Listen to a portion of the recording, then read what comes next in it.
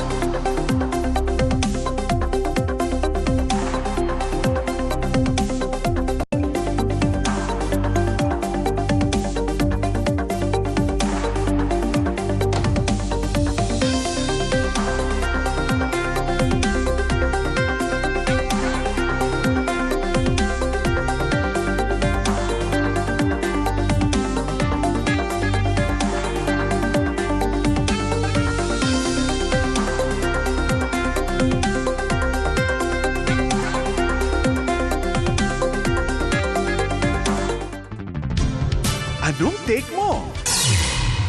Sa DZMM Radio Patrol 630 at DZMM Teleradyo.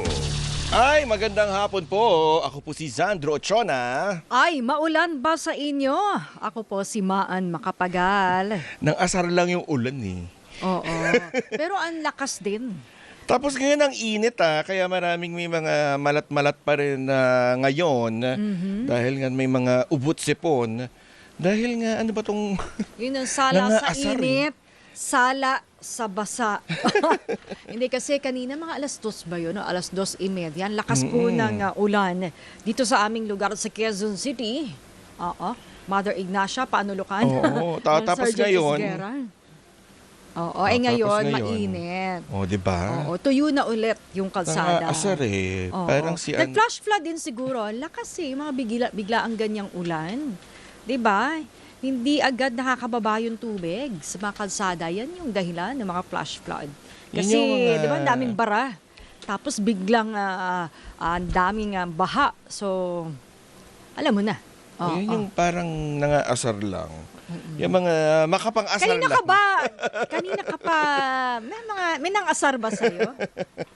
Hindi, wala naman. Pero, ayan yung mga tipong, yung mang-inis lang. Hindi kasi kanina, nagdadalawang isip pa ako kung lalabas ba. Kung magdadala ba ako ng payong o hindi. Buti na lang nagdala ako kasi paglabas ko ulit, sabi ko, Nay, bakit ganyan ang nangyari? Pero kanina, wala kasi akong baong payong. So, nag-secure na ako doon sa lobby natin. Sa reception area, may mga naiiwang payong doon. So, nung isang araw, buti na lang, pauwi ako gabi na. Umulan. Buti na lang may spare na payong doon. I don't know kung talagang may nag-iiwan na mabubuting loob dating mga kasamahan sa opisina. Or sadya lang na, alam mo, Meron lang naiwan. makakalimutin. So, yun. So, mga 3 payong din yun. Pero kanina, pagtingin ko, ay, ubos yung payong. Hindi na nila nakalimutan. Meron lang Correct. makakalimutin doon. Pero may isang nagtago sa ilalim. Kumbaga, sinicure niya yung payong sa ilalim. So, alam ko kung sino yun. Si Mark kay Mark daw. Binalik mo ba? Hindi. Sabi ko na lang kay Ate Guard. Uy, pag kinuha ni Mark, kasi di ba, hindi naman umulan nung pagtawid natin. Sabi ko, basta nandun lang sa table ko, pakuha na lang. Yun. So, salamat sa mga nag-iiwan ng payong, di ba? Oo. Salamat din sa mga makakalimutin. Makakalimutin. Sa ano yan Saan mo madalas iwan yung payong? Diyan, sa guard. Sa guard. Oo, di ba? Yung mga pagpasok sa sa guard. Yung mga lalagyanan para syempre hindi tulo-tulo, di ba? Oo. Minsan nga, di ba, kahit sa mga convenience store, pinapaiwan yung payong. Talaga? Oo. May ganun? Oo. May mga ganon, mga tindahan na nagpapaiwan. Yun nga lang, pagbalik mo, bulok na yung payong na naiwan. Uy, huwag kayong nangunguha ng mga hindi sa may inyo, ganon. May nangunguha talaga ng Naku, payong na magaganda. Ay, So, nako. dapat yung baon mong payong, yung talagang sira-sira. Alam mo yun? Noong isang araw pa naman, pagbukas ko ng yung mga sabitan, Oh. sabi ko, may mga 3 payong. Yung merong pag pinindot mo, bubuka siya. Correct. Tapos pag pinindot mo, sasarado siya. Oo. Tapos meron din ako nakita, yung transparent, yung pang-ulan lang. Yun yung pang-Korean and Japanese. Japanese. Oo, di ba? Yung tipong... Kasi yung convenience store, nagbebenta ng ganun dati. Oo. Parang nakabili nga yata ako dati. Yun yung yung meron ding brand na yon ng convenience store Oo. doon sa bansang yon. Tapos naisip ko, Mm. naku, may iwan din kita. Diyan ka lang muna sa bahay. Pag Correct. kailangan kita. Oo. Diyan ka na lang muna. Kaya meron talagang namimitik ng payong. Oo. Lalo pag ganitong tag-ulan. Oy, teka lang. Ano gusto mo ba? Yung ditiklop? O yung dihila? Meron kasing automatic, di ba? Oo. Okay, pagbukas. Pero pag sara mo naman, igaganon mo pa rin. Hihilahin mo pa rin Oo. pababa. May nabibili ngayon, ang shala-shala, nakita ko lang sa online shopping Oo. platform. Dependot. Dependot siya pagbukas at kahit pagsara. Pagsara. At bumababa. Normally kasi okay naman Oo. pagsara, dipindot. Pero hilahin mo pa rin pababa. Pero yun hindi. Bababa na rin siyang kusa. Naku. Gusto ko magkaroon ng ganun. Baka naman, naku. Oo, kasi 'di ba kapag ganyan, basa ka rin. Ganun nga yung payong mo. Oh. May iwan mo. Ayun lang. Makakalimutan mo. Yun At lang. gagamitin ng iba. Oo. makaani, bibili ako ng payong na yon. Tapos wag mo gagamitin sa bahay lang Correct. siya. Sa bag lang siya. Tsaka sayang eh. So hindi ko siya gagamitin talaga. Okay, Nangihiram lang ako. Baka nagkakalimutan na tayo. Okay, Ano ba ang ating Uy! question of the day? Ang ating question, anong inyong reaksyon sa ikalimang SONA ni Pangulong Ferdinand R. Marcos Jr.? Kayo ba'y nanood? Oo, sumubaybay ba kayo? Saan ba Tinapos kayo? nyo ba? Telebisyon, sa radyo? Mm. Saan ba kayo? Nako, Online? baka online. Oo. Naku, baka tilad-tilad na yung inyong napanood. Alam mo yon, Oo. mga spliced Oo. na. Oo. At, di ba, minsan ay nagagamit sa fake news yung mga naka-spliced na yan. Oo nga. Iba na yung mensahe. Oh. Diba? Minsan nga, dinadub pa yun. Tsaka dito naman sa Quezon City, nag-suspend naman ng klase. So dapat malamang may mga pa-essay writing contest ang mga eskwelahan niyan, di ba? Oo, di ba? Tapos- Ilang palakpak. Oo. Ilan ang standing ovation. Ilan? Parang isang beses lang yata Isang oras. nag-standing ovation o Ano dalawa? yun? Parang dalawa. Oo. Ano yung kaunahan na masigabo Ano ba yung yung- palakpak doon? Yun yata yung sa kuryente. Oo. Yung Sa systems loss. Oo, charge, ganon. Yung isa pa, may isa pa Ano na nga controversial ba yun, yung Abby? pagtayo Oo. Oo. Ito, Pero mamaya nga, yung pagpili natin ng mga makakatanggap ng charity ba mula sa PCSO, draw lots daw, ayan. Oo. So wala nang Parang yung pang-5, last- pang-6. ako ba yung pang-ano. last? Yung absent Oo. ka, no? Nag-leave Oo. ka. Oo. Ayun, may kahon, may mahiwagang kahon. Ay, hindi nakapag ganun din ako. Doon ako bumunot ng nanalo. Last Friday, di ba? Yun. Mamaya din ganon. Kaya, sagot-sagot na po para manalo ng isang charity ba. Courtesy of PCSO. PCSO. diba? Oo. Ayan. Nasaan pala yung ating Wala nga pa-sample dito. Tsaka, Ng alin? walang pa-sample ng charity ba? Kasi dapat meron tayong bit-bit-bit. Ngayon, Sige pag ha, ginano na ganyan natin, Kayanin mo yan ha. Pag bit-bit na natin ganun, Ah. lalagyan, may dala-dala na akong pentel pen. Kasi, Lalagyan ko na ang pangalan ko, Sandro Ochona. oy, yung sana ako charity din. ba, diba? So, uunahan pa natin yung mga Oy, bukas daw deserving. magdadala daw, oo. Sabi mo Talaga yan ba? Relsa, pag di mo... Manda ka sa amin, Pangako ka ng pangako. Oo. So, magdala tayo pentel pen bukas. Tapos, yun na. Mine first. O, Ayoko, diba? papangit yung timba ko. Diba? Oo, gusto ko makinis siya. Ay, hindi, tsaka, hindi maganda nga yun eh. Para Ano? kunwari, lumikas kayo o alam na, ay, nandiyan si Maan makapagal. Oy, kanya, yung lumulutang na timba, kanya yan. Nasan siya? Yun lang. Yung timba lumulutang na wala. Doon ka sunod ka. Ito ba yung takip? Pwede ka doon sa takip, sa partner. Oo nga. Kala mo kasya ka dun no? Parang yung Diba? yung ating packed lunch kahapon, tawa sila ng tawa kasi nilagay ko sa ref yung akin, yung Oo. merienda. Pasta yun eh. Nilagyan ko ng pangalan. Ba't hindi nakarating sa amin? Nilagyan ko ng pangalan yon. Sabi niya, walang tiwala. Ito lalagay lang sa ref. Sabi ko, wala talaga. Bakit sa'yo? Bakit nakarating yung pa? Sa amin hindi Asan ka nakarating. ba? Nasa kabilang office kami. Yung adobo lang yung nakarating sa amin, tsaka saging. May palabo kami. Ay. Meron kaming, I think, carbonara. Kasi Ay. inuwi ko, anak ko yung kumain. Oh. O may puto pa yon, yung palabok. Hindi nakaabot sa amin Tapos, yun di ba yung kahapon. lunch na may ano? Adobo na mayroong Adobo sa inyo? Ay, saging. Oo. sa amin, veggies. Ay.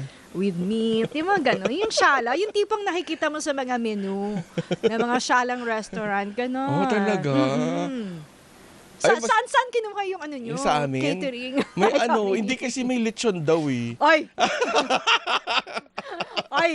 O, di, mas panalo kayo. May siomai Oo, rice. oo. Tsaka may donut ka, tsaka kape yung sa amin eh. Oh, Nag-inggitan. parang dagdag na lang yan. Ay, nako, teka lang baka nagkakalimutan nga tayo. Himayin pa rin natin, dahil nga kahapon. Anong oras na natapos? No? Parang 5:31. Parang gano'n. Oo, 5:31. 1 hour and ano ba? 20 plus Oo, minutes? parang Oo. 25 minutes ba? Parang gano'n. Oo, alamin natin yan sa mata ng mga Mga dalubhasa. dalubhasa. Oo, mga Sino bang critical, guest natin, political partner? analyst. Oo, ang una ay si Dean Ederson Tapia, ang Pangulo po ng Philippine Society for Public Administration at Profesor ng Public Administration sa University of Makati. Magandang hapon, sir. Good afternoon, Sandro and Maan. Nice to see you again. Oo Ay, nga. good afternoon po. Parang Parang nung- galing po parang- kayo sa zona. Oo. Hindi pa yata kayo umuwi. Kakauwi ko Parang lang. kahapon lang. Oo nga.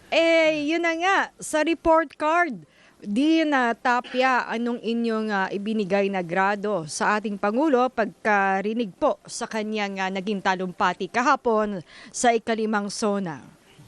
Medyo mahirap magbigay ng total grade, Maan, kasi may mga areas na in-emphasize ng Pangulo, meron din namang hindi masyado. Pero siguro safe naman na sabihin sa akin na bibigyan ko ang Pangulo ng grade na 8.5 out of 10.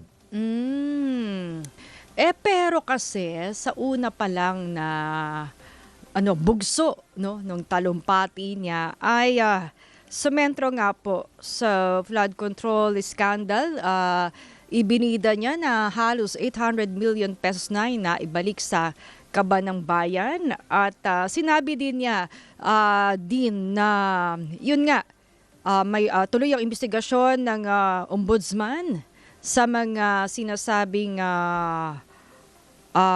yun nga may sa flood control project, may kinalaman sa flood control project. So may mga nagsasabi din na parang yes, sinabi ng Pangulo yon kasi lumalabas sa survey na mataas yung porsyento ng mga kababayan na natin na nais yun ang talakay ng presidente sa SONA, pero parang bitin daw. Kapos. Di ako nag-agree doon, Maan, kasi I think it was textbook on the part of the president, no? Kung i-describe natin yung SONA, sa tingin ko, pwede natin siya sabihing responsive. Kasi katulad nga nung binanggit mo, tumugon siya dun sa ine-expect ng taong bayan. And he did it on the first 5 minutes of his speech. Kasi in the latest survey ng Momentum Research, ang gustong pag-usapan ng taong bayan, ine-expect nilang i-address ng Pangulo sa SONA ay number 1, may kinalaman dun sa presyo ng bilinghin, which is about 60%.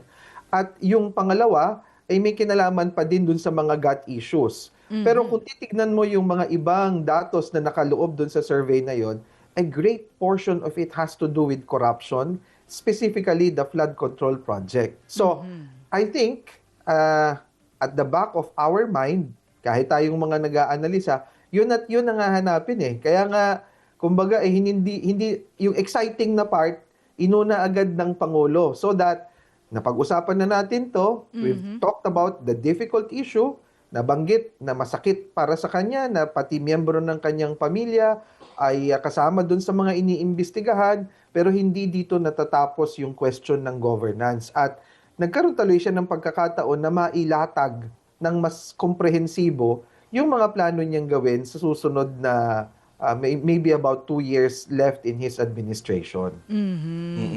Pero din yung pagkakabanggit doon sa dating speaker, very vague din kasi yung pagkaka-mention doon sa SONA na posibleng makasuhan na nga sa mga darating na panahon. Hindi po ba ito nakadagdag po ba? Ito po ay nakabuti o nakasama sa Pangulo? Kasi parang kung titignan mo, hindi niya pinangalanan kung sino yung dating speaker. Yeah, pero I think, Sandro, everybody knew what the president was talking about, and everybody knew who he was referring to. I think that's the best that he could do at that particular time. Kasi subukin mong hindi niya banggitin yan, you will just arm his critics na, kita ninyo, hindi iniintindi at binabaliwala ng Pangulo yung tunay na importanteng issue sa ating bayan, which is really flood control.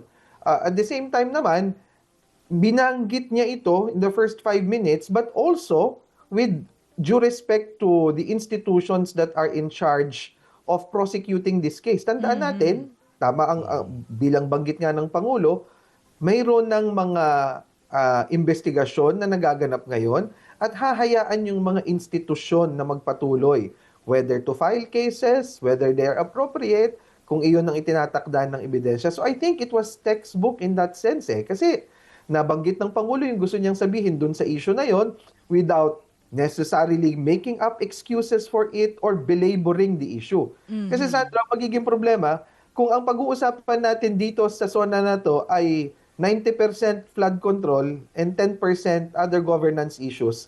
Sa tingin ko, hindi rin tama yun. Dahil mas marami ding mga importanteng topic na kailangang banggitin ng Pangulo sa isang napaka-importanteng constitutional duty niya, which is the state of the nation. Pero din, hindi po kaya, bakit hindi nabanggit naman sa kabilang banda si Secretary Bonoan at yung iba pa yung mga sinasabing big fish.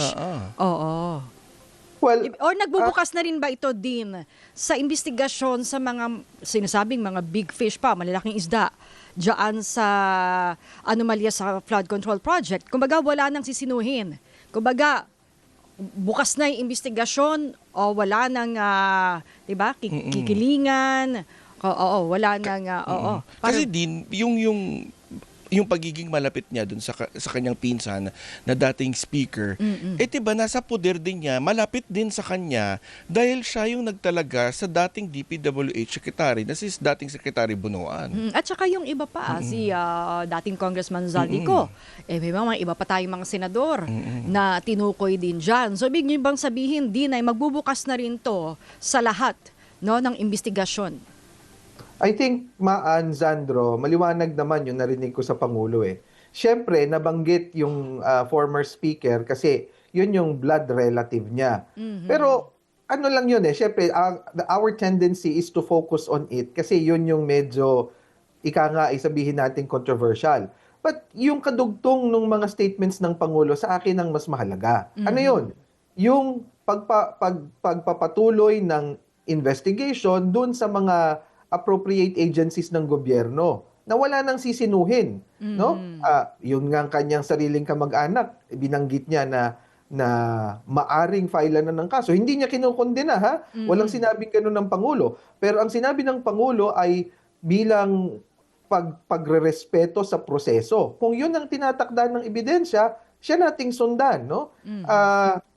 Sa tingin ko, kasama na dyan, syempre, yung mga taong mapapatunayan by way of investigation of the ombudsman na meron silang kinalaman dun sa flood control project na yon. So, parang balance lang. Ang tendency lang natin kasi is mag-focus dun sa former speaker, como nga pinsang buo niya. Pero hindi ko nakikitang ganun yon na Maan and Sandro. Mas nakikita ko na sinasabi ng Pangulo in the first 5 minutes of his speech that the investigations will continue at kakasuhan ang dapat lahat ng kasuhan ng appropriate cases depende kung ano yung itinatakda ng ebidensya. Pero yung ano ang political implication nito, Dean Tapia? Kasi isa sa mga strongest political ally ng Pangulo, no, si dating House Speaker, and syempre yung majority no ng partido ay nasa kanya. So ano po ang magiging implikasyon nito, Dean Tapia? Well, totoo din yung sinasabi mo, yung binabanggit mo na yan, Maano. So, kung magiging pragmatic ka dito sa issue na to, ay delikado namang hindi mo din intindihin, no? That we also have to accept the reality that the former speaker also has some serious political backing, especially in the House of Representatives. Kaya nga, ang tingin ko naman dun sa pahayag ng Pangulo ay binigay niya yung example nung kanyang pinsan, pero hindi naman niya ito tahasang kinundena. Ang kadugtong nun ay let the process continue. Dahil yan ay investigasyon na nasa ombudsman na. At as a matter of fact, wala nang magagawa ang Pangulo doon eh. It's really the ombudsman that will take charge. However, having said that, katulad naman nung binabanggit ninyo, dapat din naman na ang maging focus talaga ng lahat ng investigasyon ay ebidensya. Kahit na mayroong political pragmatism involved dito, ebidensya. Pero reverse din naman natin. Hindi rin naman fair na kung ang gagawin lang natin ay magkakaroon lang tayo ng sisisihin for the sake of the optics. Hindi rin tama yon. Como pinsan si former Speaker Romualdez, sige, batuhin na natin kahit na walang ebidensya. So, ang dulo niyan ay ebidensya pa din. At totoo yun, at ganun din ang magiging pagpapasya sa tingin ko ng mga kaalyado ng former Speaker. Kasi kung makikita din naman nila that the former speaker is being singled out without evidence, yun ang hindi nila magugustuhan. Kasi mismong ang kapatid na rin ng Pangulo, si Senator Amy Marcos, ang nagsasabi, bakit parang walang banggit doon naman sa iba pang ang kakasuhan, lalo na't kaalyado, kilalang kaalyado o maaring kaalyado ng Pangulo kumpara doon sa mga nauna ng kinasuhan na hindi kaalyado ng Pangulo.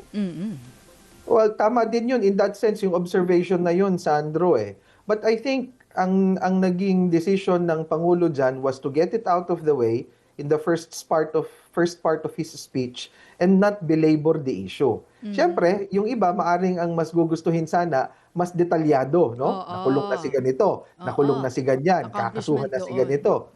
Kaya lang, binigay na ng Pangulo yung sa tingin ng mga iba ay yung kanyang weakest link dahil nga blood relative niya pinsan niya. Although, ulitin ko lang, hindi naman yun outright condemnation na ginawa ng Pangulo dun sa former speaker. Sinabi lang niya kung ano yung takbo ng investigation at yung pahayag naman ng former speaker, bagamat nalulungkotan niya siya, ay nire-respeto niya yung proseso. Kasi yun naman ang dapat nating pagtuunan ng pansin dito. Ano ba yung proseso? Ano ba yung function ng mga institutions ng pamahalaan? At kung mapapatunayan na talagang mayroong liability, let the axe fall where it may. No? Kaya lang siguro it was a strategic move or tactical move on the part of the President na just talk about it, the first part of your speech, but let it not dominate the entire narrative. Kumbaga, nasabi ko na, okay na yun. Oo, nabanggit na. Maiba naman tayo, Dean Tapia. Tama ba, no? Kasi yung iba ay tinitingnan na bakit tila iniwasan ng Pangulo yung mga masaselang political issues like the impeachment. Ano pa ba? At walang banggit walang banggit tukol dun sa anti-political dynasty. Ayun, isa na pa mismong ang primary author ay ang kanyang anak na si House Majority Leader Sandro Marcos. Ito po ba ay para yung hindi mawala yung mga political alliances? Yung mga ganun po. Ganun din po ba yung pagtingin? Well, kanina, binabanggit ko na yung SONA natin can be described in two ways. No? Number one, it's responsive. Kasi tinugunan niya talaga yung gustong marinig ng taong bayan. Yung ikalawa, ang description ko doon is politically calibrated. No? Kasi iniwasan yung mga issues that would maybe create some divisiveness on the part of the people. No? Katulad na yung mga impeachment, katulad na yung ICC na yan. I think it was also deliberate on the part of the President to avoid the topic dahil wala naman na siyang maidudugtong dun sa issues na yun ng mas madami pa. No? So, politically calibrated yon. Siyempre, sa ating mga kasamahan na reform-oriented at naghahanap ng mas structural na pagtingin dun sa reforma, medyo nakukulangan tayo dun sa aspeto ng hindi binanggit yung tungkol sa political dynasties and other structural reforms in governance, no? Noticeable 'yun, no? I would have wanted sana that the president talked about the anti-political dynasty initiative. He would talk about right sizing kasi binanggit niya yan in the first SONA pero hanggang ngayon hindi pa rin niya nare-realize, no? Pero yun yung siguro mga masasabi natin na medyo mga bagay na we would have wanted the president to discuss. May ibang analyst sinasabi din, Tapia, na parang kulang daw sa vision, grand vision. Kumbaga malaking bahagi ng talumpati kasi ay accomplishment. Siyempre, kung paano natugunan yung krisis, paano naibsan yung hirap ng buhay sa pangkalahatan. Pero yung mga susunod pa, parang kulang daw din, Tapia. Agree ka ba doon? Well, hindi ito ang panahon na dapat pang mag-create ng mga specific na vision ni Kangay. Kasi that should have already been done in the previous SONAs. Ano na tayo, taking stock na tayo ngayon. Because remember, this is the penultimate, this is the second to the last SONA of the President. Sa susunod na SONA niyan, paalam na and, transition to the next administration. Kaya, hindi ko naman tinitignan siya na that there is a lack of grand vision. In fact, there's some kind of emotional pitch nga asking the people to rally behind the government and the country, especially when it comes to issues confronting our sovereignty, no? Medyo may mga emotional pitch pa nga dyan na sa manlulupig di ka pasisiin, no? And I think that was an important rallying call on the part of the president. Yung nakakuha kasi tayo ng kopya, no? Yung meron tayong kumbaga meron na tayong nakitang kopya nung magiging SONA a few minutes before. Pero parang merong mga bahagi doon na hindi kasama. Or may sinabi rin siya na wala doon. Parang may ad-lib. At kabilang doon yung kakasuhan na dating speaker. Ano pong take nyo doon? Ano yun? Kumbaga, para bang siguro nag-testing the waters, ito ba, isasabihin ko? Or doon na lang ba siya nagdesisyon?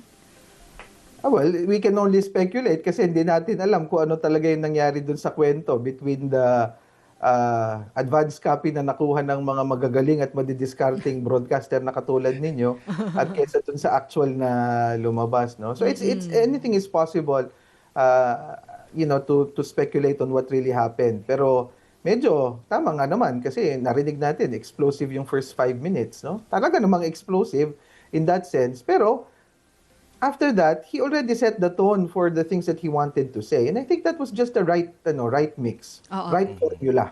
Sinasabi nila din kasi sa unang bugso ay dapat start with a bang. Kumbaga, ganun din daw sa ending. Dapat may pasabog ka ding iiwan. Pero tama ba yung last 5 minutes ay dapat kumbaga doon yung yung mga, 'di ba? Yung mga talagang pasabog. So ano na tayo, 'di ba? Saan tayo papunta? Yun. So yun ba nakulangan ka ba sa last 5 minutes ng talumpati? Parang inaasahan mo sana na isang bonggang extra. No, actually ako kung doon sa aspeto ng kulang bilang estudyante ng public administration and the social sciences, I would have wanted sana the president come up with more measurable indicators, no? Kaya lang syempre naiintindihan naman natin that may not have been the correct opportunity to do a detailed presentation no? Doon sa question ninyo, sa tingin ko, ang ginawa ng Pangulo doon sa huling bahagi ng kanyang SONA ay magkaroon ng call to action. Remember, ang overarching theme noon ay pagdating sa usapin ng Pilipinas, wala dapat politika dito, wala ditong mga partisan political interest. Dapat tayo dito iisa. And I think that was a powerful message Yung kanyang exhortation for the people to rally behind the country habang tayo ay, hindi niya binanggit yung pangalan, but obviously he was making references to what happened in the West Philippine Sea and a direct reference to making references to China. I think that was powerful kasi gano'n naman dapat ang mga speeches eh. Merong healthy mix ng datos, merong healthy mix ng shock value, at meron ding, especially doon sa dulo, merong exhortation o merong call to action. Sa tingin ko nagawa ng Pangulo yon, Sandro and Maan. Alright. So siguro abangan natin yung panghuling sona ng Pangulo, yung 6 na sona niya, kung ano pa yung lalamanin noon, di ba? Sige po, maraming salamat, Dean. Terima kasih. Bye-bye. Yan po si Dean Ederson Tapia, ang president ng Philippine Society for Public Administration, professor ng Public Administration mula po dyan sa University of Makati. Ano oras, partner? Ang oras, 5:00 ng hapon.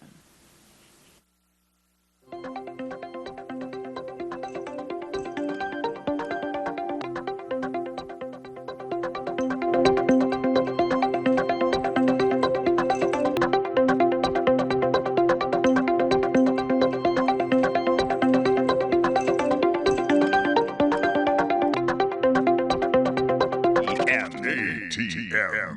Anong take mo sa DZMM? DZMM, Radyo Patrol, 6:30. Nagbabalita, naglilingkod, saan man sa buong mundo. DZMM, Radyo Patrol, 6:30. Tapat at totoo, naglilingkod sa'yo.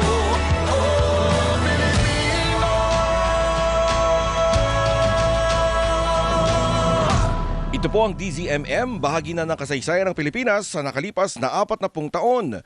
Noon, ngayon at sa mga darating pang panahon, patuloy na magbabalita, maglilingkod at magbabantay. Kasapin ng KBP, kapisanan ng mga broadcaster ng Pilipinas. Ang oras, 4 na minuto makalipas ang 5 ng hapon.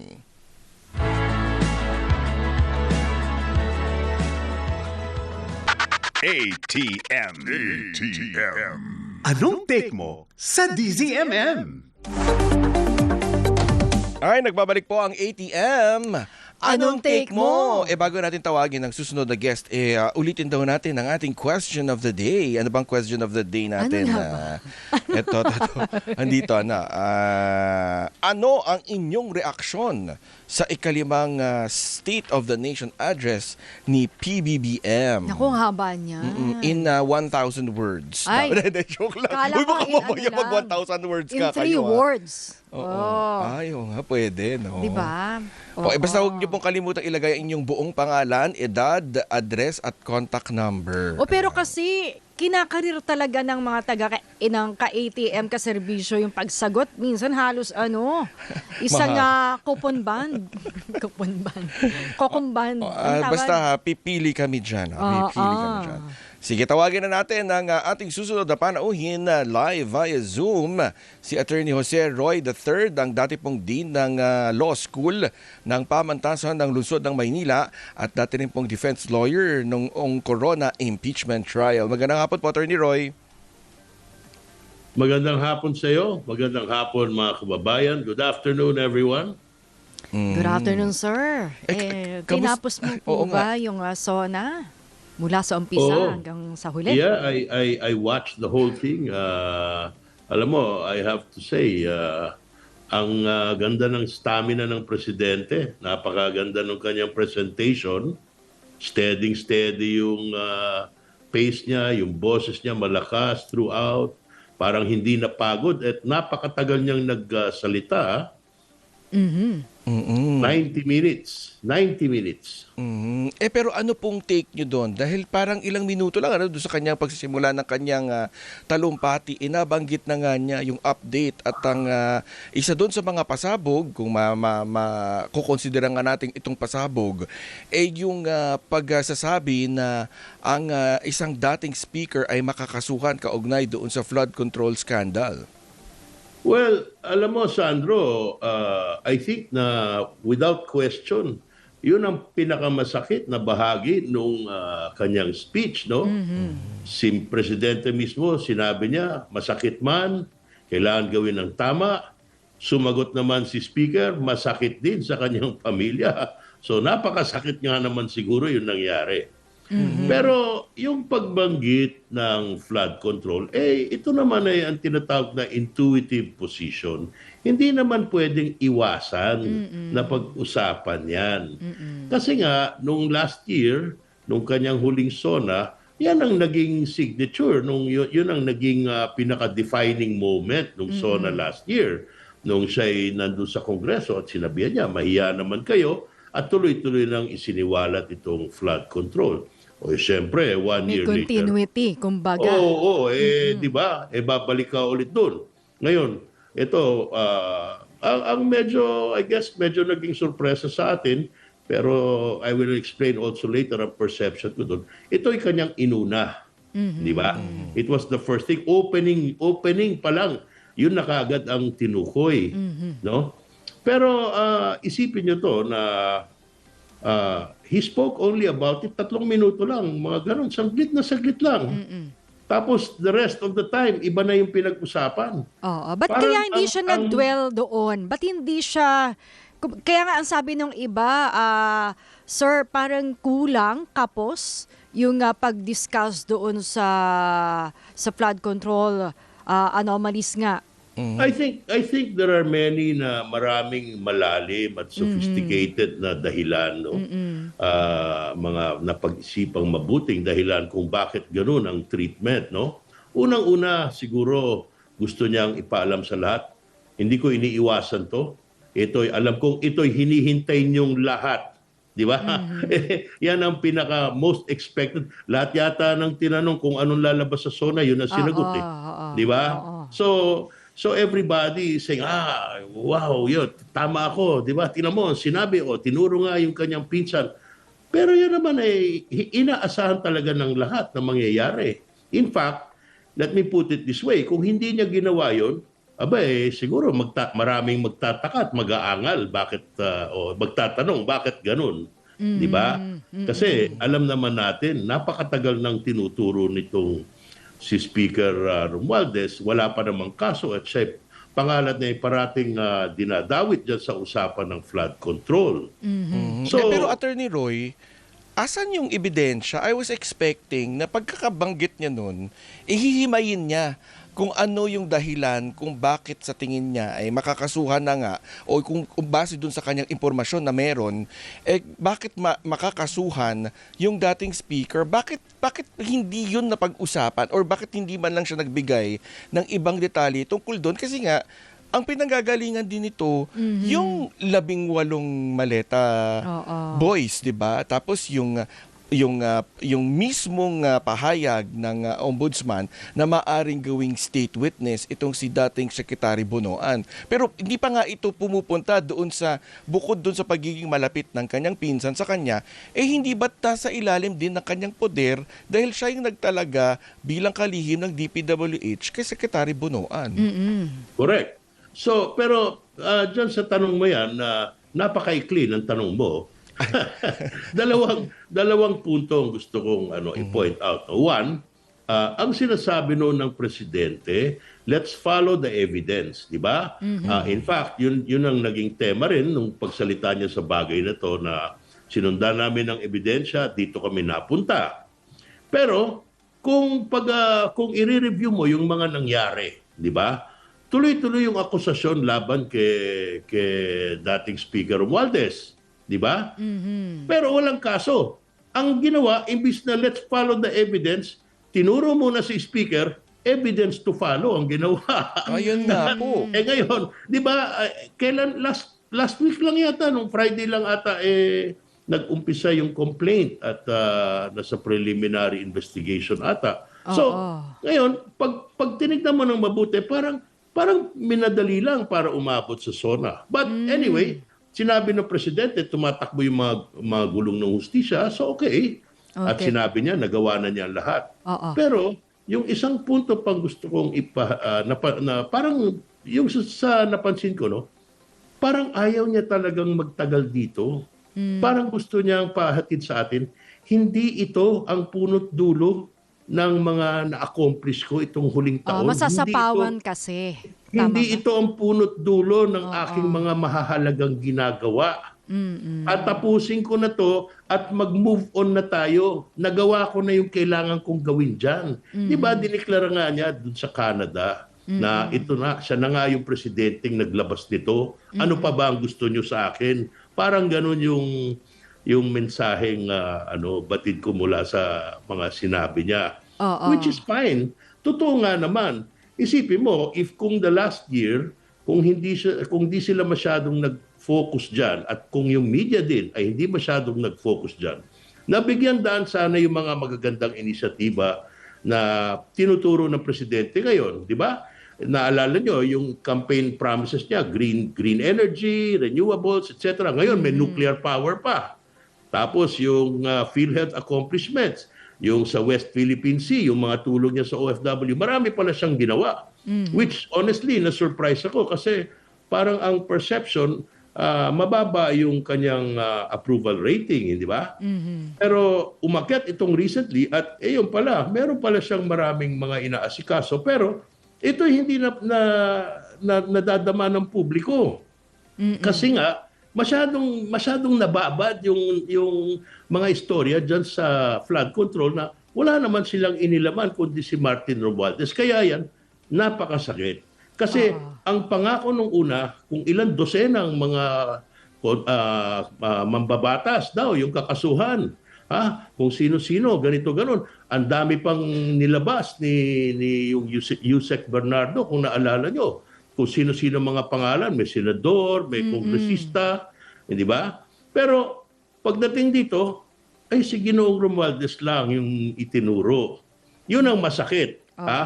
Pinsan mo na, hindi ka pa matulungan, dahil bawal, at sinabi nga nung presidente, tulad nung pinanumpaan niya, ako ay presidente ng buong Pilipinas. Di ba? Yan ang kanyang oath eh. So, ang masakit doon, pinsan mo na nga yung ituturo mo at dahil pinsan mo, hindi mo pa matulungan. Pareho silang nalagay sa masikip at mahirap na sitwasyon. So, moving forward, umaasa na lang tayo na yung proseso maging tama. Pero, na maging fair, ilabas yung mga ebidensya, yung kung may kasalanan man, edi patunayan, at kung wala, wag nating kalimutan, meron siyang karapatan na tanawin na walang sala, na innocent, di ba? Yung presumption of innocence na sinasabi. Now, yun ang mahirap diyan, and yun din ang high value, no? High value political target yan eh. So, pag binigkas ng presidente yan, tapos na. Wala na, ito na. Wala na pang sino pa bang ituturo ko na mas makabuluhan pa o mas mahalaga kaysa sa sarili kong pinsan. Kaya parang ganun ang nangyari. Pero makikita mo doon sa pagsalita ni BBM doon sa puntong yun, mabigat din sa kalooban niya, mahirap din gawin yung ginawa niya. So, for that, he deserves credit. Pero sa akin, malinaw na malinaw. Hindi siya interesadong ipagmalaki yun. Tapos na yun, nagawa na niya. Marami siyang ibang ginagawa. At sana, magpatuloy si Presidente na ganun, na yung kanyang ibinubunyag at pinapakita sa publiko at inilalabas nila para malaman na impormasyon, para malaman ng mga tao, ay ganun din. Iwanan na natin yung bahagi niyan, tumatakbo na yung proseso dyan. Kung kailangan, yung ombudsman na ang magpatupad ng kung ano man yung mga pinangako niya noon pa. At yung presidente dapat mag-concentrate doon sa mga ibang bagay na talagang naapektuhan tayo, tulad niyang kuryente at iba pa. Pero malaki rin, sir, yung political risk, no? Nitong pagbanggit ng Pangulo. Anong implikasyon nito? Posible bang, kasi alam naman natin, di ba, malaki yung political backing, no, ni dating House Speaker. At anong mangyayari? Sunog na ba yung alyansa? Putol na ba siya? Well, hindi natin masabi kung nasaan yan, pero hindi rin natin pwedeng isatabi na naglabas din ng pahayag noon si Ginoong Romualdez na, di ba, I know many things, sabi niya, I will not go down alone, I will not go quietly, at iba pa. So, hindi natin malaman kung saan tututungo pag kung dumire-diretso to.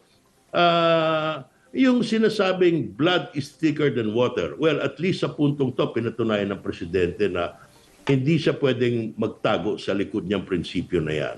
Kahit na yan ay isang mahalagang prinsipyo sa atin bilang mga Pilipino, yung pagtanggol sa ating mga kapamilya, dito pinapakita niya sa atin na hahayaan niyang umiral ang katungkulan at ang kanyang responsibilidad. So, tignan natin kung saan pupunta. Sana hindi magkawatak-watak. Kaya lang, alam naman natin na doon sa pamilya ni Presidente, hindi na tayo nagtataka. Sila mismo magkapatid, parang hindi nagkakaintindihan. So, sana naman hindi tumuloy-tuloy sa ganung paraan. No? Ang nakakatakot dyan kasi, kung patuloy nga yung sabi nyo, sa inyo nang galing yung pagkakawatak-watak, may makikinabang, no? Well, sa ganito. Parating, alam mo, pag yan ang mahirap dyan sa anti-corruption. Mahirap magwagi dyan. Parating napakasalimuot niyang problemang yan. Dahil malawak, siya na rin ang nagsabi, di ba? Independyente at malawakan na investigasyon.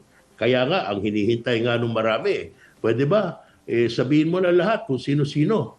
Pero parang malinaw na malinaw ang gustong ipahatid ng presidente sa atin. Hindi ako nagpunta rito para pag-usapan yan. Tsaka meron din isang dahilan, di ba? Last year, nung nagsalita siya, mahiya naman kayo, ito ay parang isang diretsong insulto doon sa kamera. Hindi ba?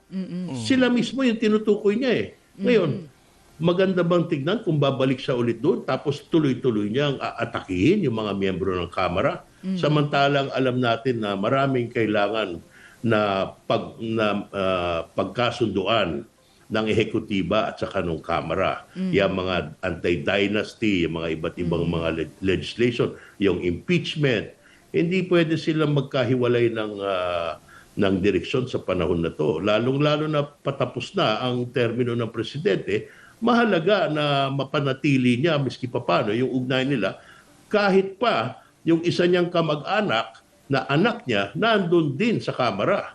Huwag niyong kalimutan na nung panahon, may kapanahunan na si Majority Floor Leader Sandro Marcos ang kanang kamay ni dating Speaker Romualdez. Magtiyo yun So, sana nga po. very very sensitive yung mga sitwasyon, no?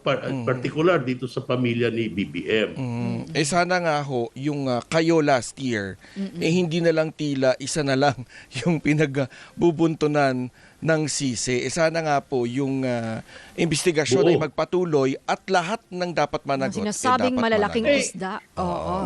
Nagtataka nga ako dun kay nagtataka nga ako sa mga nag-iimbestiga niyan. Lalong-lalo na kay Secretary Dizon dahil napanood ko yung pahayag niya na siya itong may pasimuno nitong mga kasong to.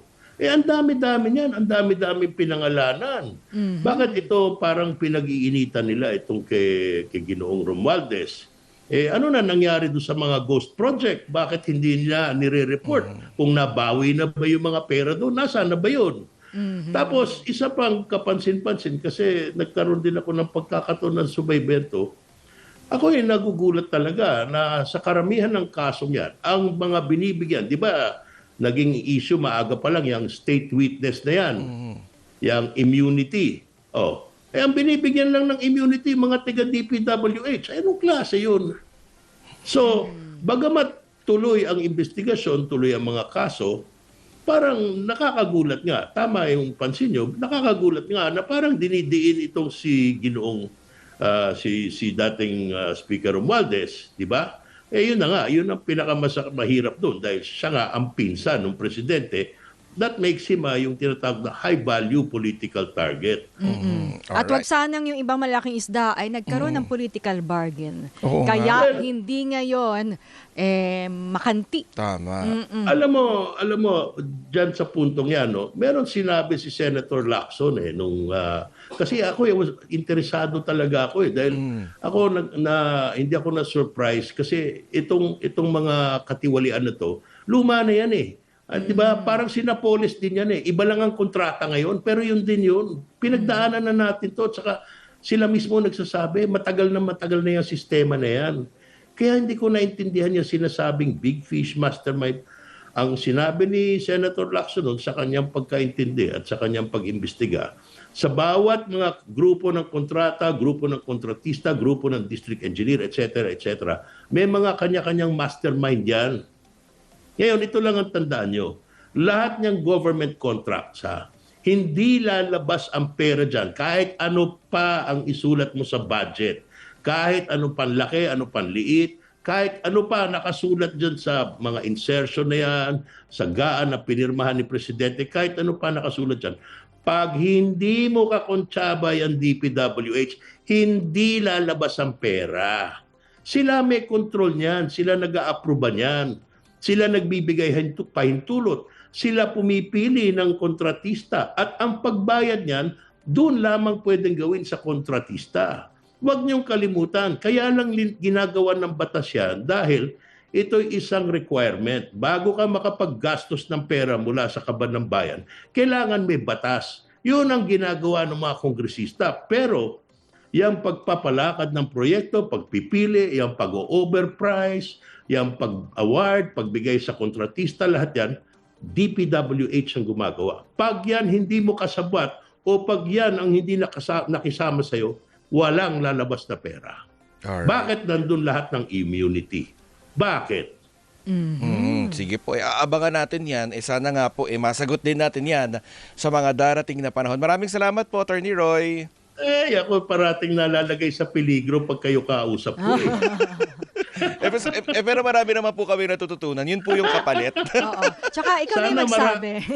Sana marami pa tayong matutunan na kung paano to ma-resolve ng tama, kung paano magbigay ng tunay na hustisya, at sana kung paano na matigil yan. Ayan. Oo nga, para hindi na maulit itong mga ganitong klaseng mga iskandalo. Maraming salamat po. Oh, sige. Thank you very much. Magandang hapon mga kababayan. Good afternoon everyone. Thank you. Yan po si Attorney Jose Roy III, ng dati pong Dean ng Law School ng Pamantasan ng Lungsod ng Maynila at dati pong defense lawyer ng Corona Impeachment Trial. O paano, magbabalik ang ATM. Anong take mo?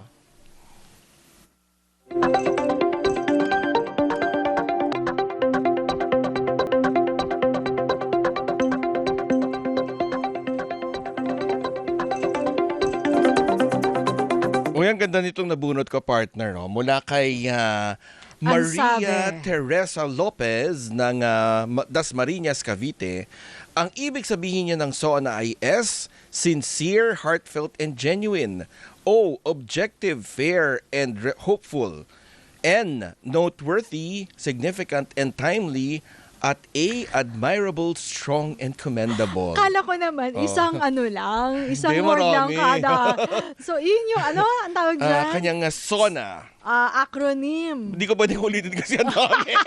Yun ang andaya, may kama-kama ha. Ayun ang siniksik niya na. sinabi ni Maria Teresa Lopez ng Dasmariñas, Cavite. Abangan niyo po yung tawag ni Abby at ni Rel. Congratulations sa'yo. Meron ka ng isang charity timba. Ayan. Courtesy of PCSO. Ayan, susunod na sa Radyo at Digital TV ang Arangkada Balita kasama sina Nina Corpus at Jack Batallones. Mapapanood ito sa PRTV Prime Media Channel 31 at mapapakinggan sa DZMM Radyo Patrol sa Istrenta sa Metro at Mega Manila. Mapapanood naman ang Issue Spotted kasama sina Jom Garner at Rica Lazo sa DZMM Teleradio Cable Channel, DZMM Teleradio YouTube Channel at DZMM Facebook page. Bye! Bukas Happy ulit. weekend! Bye. Ay, meron pa ba bukas? At may Meron impeachment pa. pala. May impeachment bukas. Oo, Bye! Anong take mo? Sa DZMM Radyo Patrol 630 at DZMM Teleradio. Issue dapat malinaw sa lahat. Bawat kontrobersya,